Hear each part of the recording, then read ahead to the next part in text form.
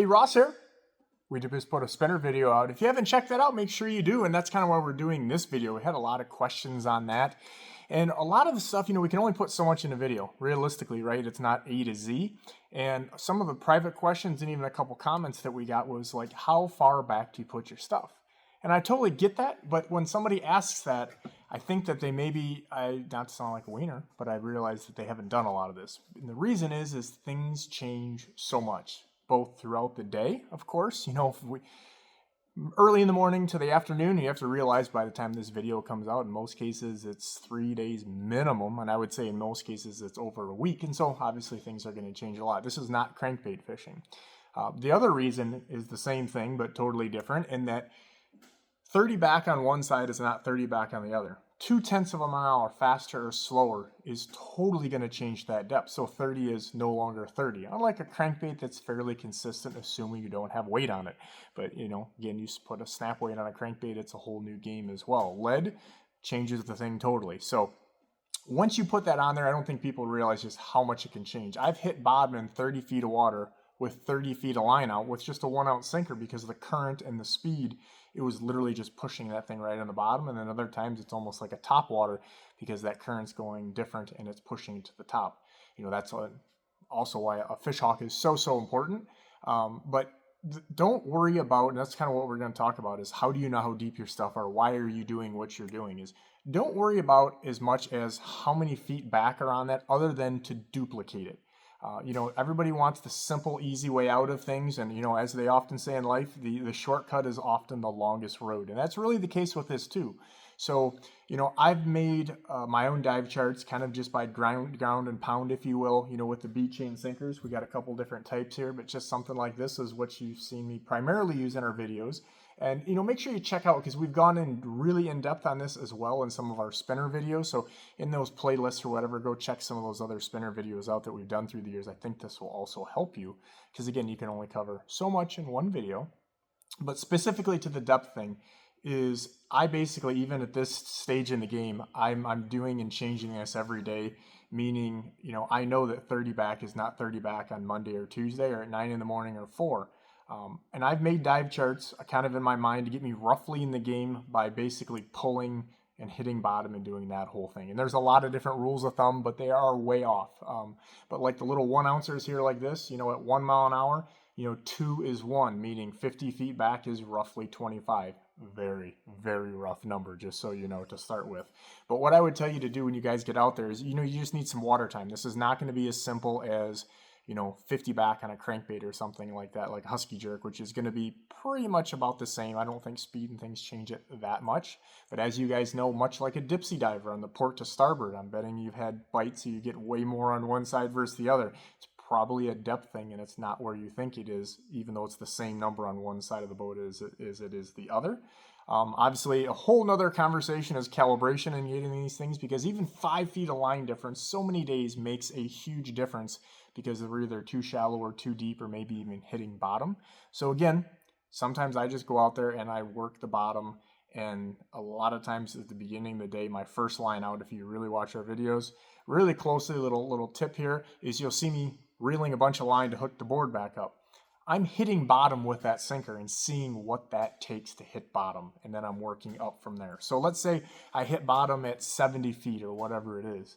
Okay, that's kind of where we can work from the bottom. Now the boat speed's going to change that a little bit, so you have to hold it for a second to kind of let that catch up if you're letting it down too fast. But let's just assume 70 feet is basically on bottom if you put that thing on a rod holder. What I'm going to do is I'm going to work my numbers up from there. In deeper water, let's say in increments of 10. In shallower water, increments, let's say of 5, assuming you're running 4 to 6 lines or maybe a few more. And that's going to allow us to basically have a rake.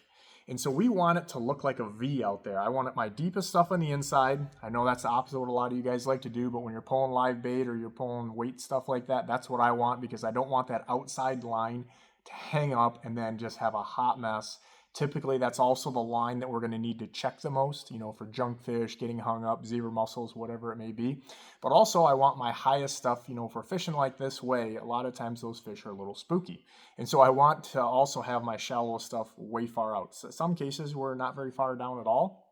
And then on the inside lines, we may have a bottom bouncer or be fishing right on bottom. So again, I want my stuff to look like this. The boat's right here. We want the both outside be the port over here. We got the high stuff, and then we're working down. So let's say 70, 60, 50, 40, something like that. Or again, in shallower water, maybe make those increments in 3. You've got 40, 35, 30, 25, something like that.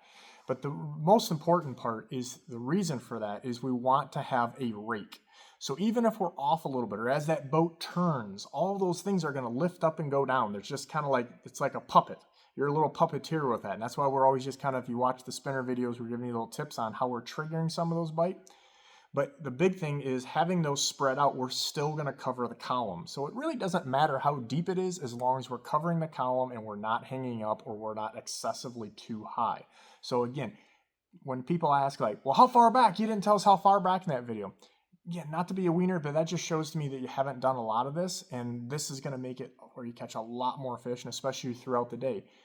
But also then really pay attention to when you're getting your bites, because again, don't be the guy that thinks, hey, I got that bite at 30 back, we need to be at 30 with everything. Where was that board? What was happening with that? What side were you at when you actually got the bite? Was it in a free for all and a hard turn on the inside, which would make it the deeper line? Or was it on a hard turn on the fast side, which is going to make it quite a bit higher? Those are all little things that you have to pay attention to, because that's not only how you're going to, not hang up, but how you're going to get the bites and able to duplicate that. Most of the spinner videos, again, take a peek at those. We go in really into depth on a lot of those different things.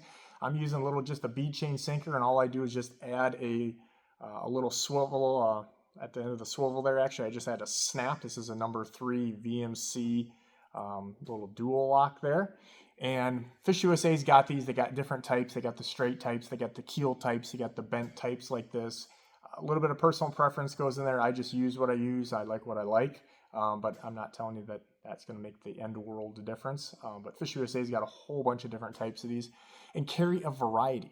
So, anywhere from 1/2 ounce to 3 ounce is used on a regular basis. And even in the same day, when we're trying to ride in some of those heavier lines, deeper, with a bottom bouncer or maybe a 3 ounce or something on the inside. And then we've got 1s or 2s or something like that on the outside.